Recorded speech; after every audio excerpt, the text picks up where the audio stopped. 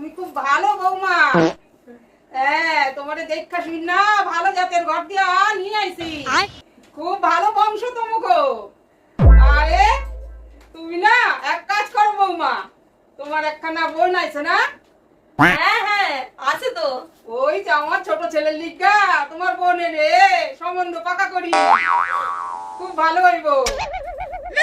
মা, বোন ফোন দিয়েছে মনে হয়। ধরো বোন ফোন করেছে, ধরো মা, হ্যাঁ? ধরো ধরো। হ্যাঁ বোন। হ্যালো দিদি, হ্যাঁ কেমন আছিস? হ্যাঁ ভালো আছি, তুই ভালো আছিস তো?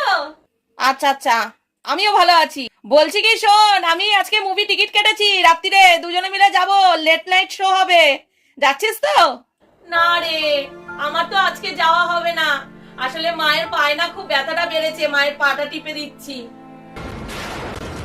হ্যাঁ রে, বুড়িটা এখনো মরেনি?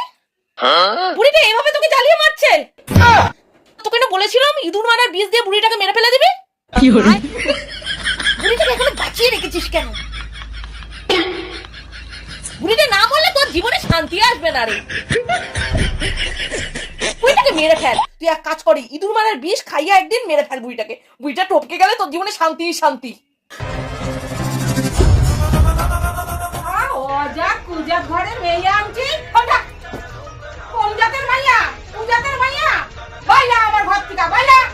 আমি আমার বাবুরে আবার বিয়া দেবো। বাইরা যা, একদম শেষ করে ফেলো। যাও বাইরা, এদিকে যা।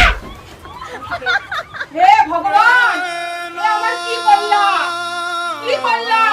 আমার সর্বনাশ করে দিলা। অজাক কুজাকের বাড়ির থেকে মাইয়া তারে নিয়ে আইছিলাম। হে